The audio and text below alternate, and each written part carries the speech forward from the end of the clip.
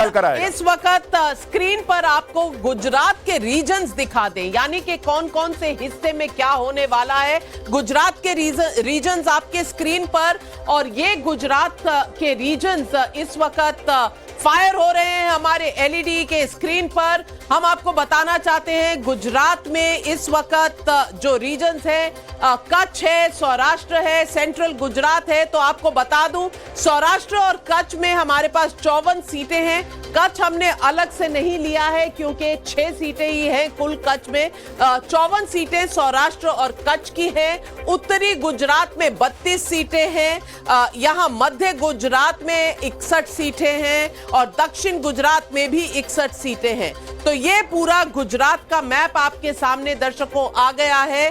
54 सीटें सौराष्ट्र कच्छ में, 32 सीटें उत्तरी गुजरात में, सेंट्रल गुजरात में 61 और दक्षिण गुजरात में भी 61 सीटें हैं। और इससे पहले कि हम सवाल जो अभी भी हमारे पोलस्टर्स पूछ रहे हैं ग्राउंड में लोगों से, आपको एक एक करके इसमें लोग क्या कह रहे हैं, मुद्दे क्या रहे, किस तरह से गुजरात का चुनाव लड़ा गया, ये सवाल लेकर हम आपके सामने। देखिए नाविका जी, हमने ये आपको जो मैप दिखाया है गुजरात का, इससे आपको समझ में आएगा कि रीजन वाइज जब एग्जिट पोल के नतीजे आएंगे तो आपको समझ में आएगा कि कहां पर किसका परफॉर्मेंस कैसा रहा है एग्जिट पोल के हिसाब से। ये चारों जोड़िएगा तो 182 का आंकड़ा है। अब जैसे सेंट्रल गुजरात, वहां बीजेपी की पकड़ अच्छी रहती है। जो साउथ गुजरात है, वहां पर जो आदिवासी इलाका है, वहां कांग्रेस की पकड़ अच्छी रहती है। तो जब आप इन आंकड़ों का विश्लेषण देखेंगे तो आपको इस मैप को समझने में और किसका परफॉर्मेंस कैसा रहा है ये समझने में थोड़ी आसानी हो जाएगी। तो सबसे पहले चलते हैं अमित कुमार के पास, और अमित कुमार हमारे ब्यूरो चीफ हैं। और अमित कुमार जी, आपने क्या आकलन लगाया है? आप गांधीनगर में बीजेपी के दफ्तर पर हैं, वहां पर क्या कहना है लोगों का? कहीं कोई शिकन किसी माथे पर? कॉन्फिडेंस लेवल क्या है? हमारे दर्शकों से साझा कीजिए। देखिए नाविका, सबसे बड़ी बात है कि बीजेपी तो बहुत कॉन्फिडेंट है। बीजेपी का यह भी कहना है कि जो वोट परसेंट पहली फेज में कम हुआ, लेकिन टोटल वोट जो है वो 10 लाख बढ़े हैं। अगर आप देखिए तो ये सबसे बड़ी चीज है कि इस बार भी करीब 40 लाख वोटर्स जो है वो फर्स्ट टाइमर है और करीब 50 लाख से ज्यादा नए वोटर शामिल हुए हैं। तो बीजेपी का ये दावा है, ये बीजेपी के जो तमाम लोग हैं कि अभी एग्जिट पोल वो उनकी तरफ से भी नहीं कर रहे हैं, सबको इंतजार है। लेकिन उनका जो इंटरनल जो असेसमेंट है कि आम आदमी पार्टी आने की वजह से भले ही उन्होंने माहौल बनाया हो, इस पूरे चुनाव को एक तरफा कर दिया, एक बड़ी जीत की तरफ आप बढ़ रहे हैं। इनको ये माफ कीजिएगा, बीजेपी बढ़ रही है, आप कहने का मतलब बीजेपी बढ़ रही है, बीजेपी का दावा है। और उनका यह कहना है कि आम आदमी पार्टी ने सिर्फ और सिर्फ कांग्रेस का वोट काटा है और इसकी वजह से कांग्रेस के भीतर जो था मनोबल था वो उस तरह से नहीं था और इसलिए वोट परसेंट कम हुए हैं। तो बीजेपी का अपना दावा है कि वो बहुत अच्छे। अमित जी, आप जरा पीछे कैमरा खोलकर दिखा दीजिए कि बीजेपी के दफ्तर में आज कोई गहमा गहमी है कि नहीं? आज तो सन्नाटा लग रहा है, खाली कटआउट्स है। कटआउट नहीं, देखिए आज कोई गहमा गहमी यहाँ पर नहीं है। यहाँ 5:30 बजे एक प्रेस कॉन्फ्रेंस है, ये मीडिया सेंटर बनाया गया था, भव्य मीडिया सेंटर यहाँ पर, जिसमें लगातार बड़े बड़े नेता प्रेस कॉन्फ्रेंस कर रहे थे। लेकिन आज यहाँ पर गहमा गहमी नहीं है। ये लोग अब आप कह सकते हैं कि अंतिम दौर, क्योंकि 5 बजे ब्लॉक हो गया है, बंद हो गया है, अब वही लोग वोट कर सकेंगे जो बूथ के अंदर है। तो ऐसे में बस लौटूंगा एक बार जल्दी से। हम पहला प्रश्न रखने जा रहे हैं जो इस चुनाव पर इंपैक्ट डाला, और वो ये हमने पूछा लोगों से कि भाई कौन सा मुद्दा जो है वो इस चुनाव में चला है या जिसको लेकर लोगों ने वोट किया है, उस सवाल पर आएंगे। लेकिन उससे पहले एक बार पुलकित के पास चलेंगे। पुलकित, आम आदमी पार्टी का दफ्तर, 92 सीटों का दावा, क्या तस्वीर आपको गुजरात में नजर आई है? उनको लेकर कैसा सेंटीमेंट दिखा है? देखिए, सबसे पहले मैं बता दूं कि जब नाविका जी 1990 हंग असेंबली की बात का जिक्र करते हुए आई थी, उससे ठीक 10 मिनट पहले मेरे फोन पर एक बहुत बड़े नेता ने भी इस बात का जिक्र किया। तो मुझे लगा कि मैम ये वही शब्द कैसे उठा के लाई, तो मैं थोड़ा ताजुब हुआ। लेकिन 6:30 बजे बताऊंगा कि वो बातचीत क्या थी। इसी के साथ मैं बता दूं, ईशुदान जो सीएम कैंडिडेट हैं आम आदमी पार्टी के गुजरात में, उनके घर के पास में हूं। हालांकि कोई शोर शराबा नहीं है, ऐसा कोई माहौल नहीं है जिसमें ये कहा जा सके कि लोग मिलने आ रहे हैं या कुछ, बहुत शांति है। इस तरीके की तस्वीरें हैं। दूसरा, ये उनके घर के सामने बूथ पड़ता है क्योंकि अभी वोटिंग का लास्ट वक्त चल रहा है, तो गेट बंद कर दिया गया है और चुनाव आयोग जिस तरीके की कोशिश कर रहा था कि वोटिंग प्रतिशत बढ़े, वो कुछ वोटिंग बूथ से नहीं आ रही है, वो 50-55 तक ही रह गया। पुलकित देखिए, माहौल तो अभी बनेगा ना जब हम एग्जिट पोल के नतीजे बताने शुरू करेंगे।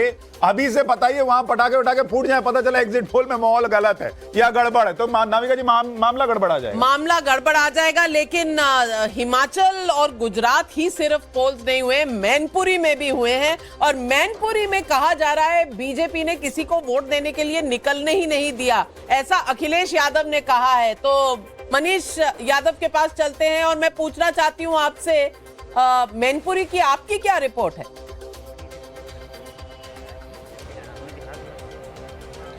देखिए, समाजवादी पार्टी के लिए बहुत मुश्किलों वाला दिन है नाविका जी, क्योंकि यहां से समाजवादी पार्टी की दशा और दिशा तय होगी।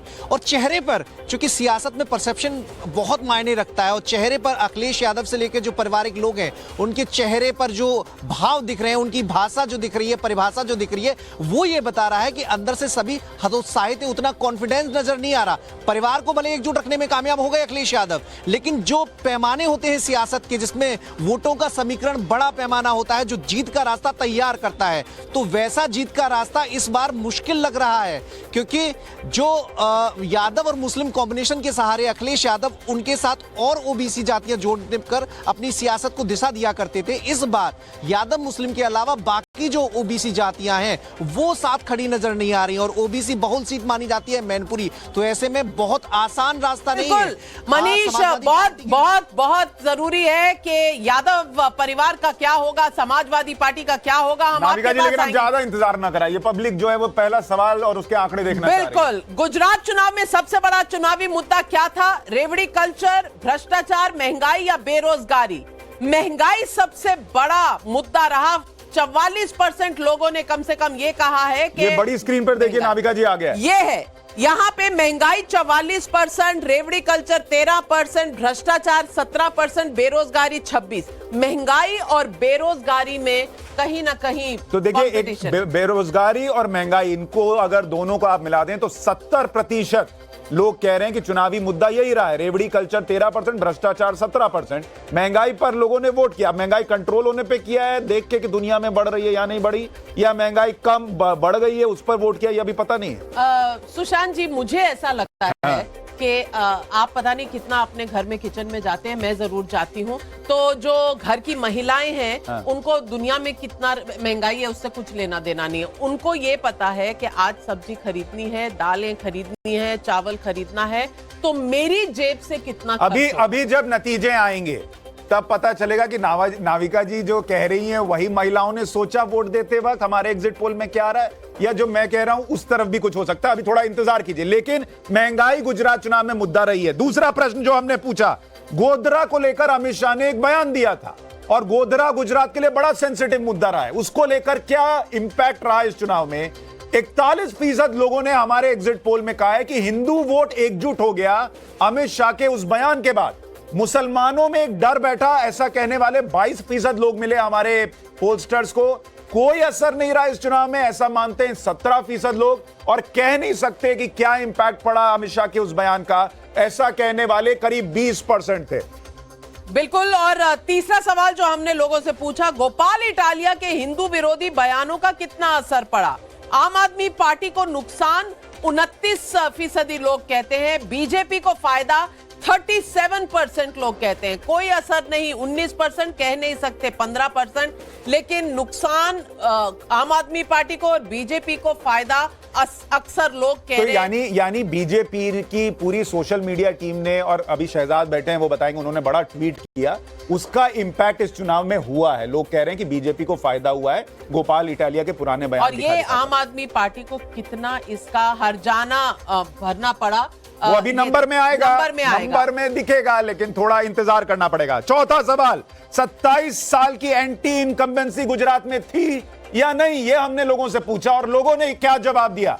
लोगों ने कहा सिर्फ मोदी का नाम काफी है, 31%। नरेंद्र मोदी का नाम देखकर कोई एंटी इनकम्बेंसी खड़ी नहीं होती, ऐसा 31% लोगों को लगा हमारे एग्जिट पोल में। इसके अलावा नहीं सिर्फ विकास हुआ, 18% लोगों ने कहा थोड़ा बहुत एंटी इनकम्बेंसी थी ऐसा मानने वाले 23% लोग थे, 28% कह नहीं पाए कि क्या एंटी इनकम्बेंसी है या नहीं। तो आप सोचिए, वो जो थकान की बात होती है नाविका जी की, थकान है, 27 साल हो गए, अब छोड़ो, कुछ नया ट्राई करते हैं। एग्जिट पोल ये इशारा कर रहा है कि वो थकान लोगों ने महसूस नहीं की है बीजेपी को लेकर। लेकिन क्या ये जो नतीजे एग्जिट पोल में हैं उसमें रिफ्लेक्ट हुए? ये तो शहजाद पूनावाला जी बताएंगे। शहजाद पूनावाला जी, इन चीजों में 38% अगर लोग कह रहे हैं कि आपको कोई एंटी इनकम्बेंसी नहीं है, तो 28% लोग कह रहे हैं कह नहीं सकते। कोई खास फर्क पड़ेगा या आपका भगवा रंग अभी भी ऊपर लहरा रहा है? नाविका जी, जो ये चुनाव अब आप देख रही हैं, इसमें 5 वी ने काम किया है। वी फॉर विकास, वी फॉर विश्वास, वी फॉर विश्वसनीयता, V for vision and V इनकी तरफ से जो था वो वोट बैंक। देखिए, ये 5 वी का चुनाव है।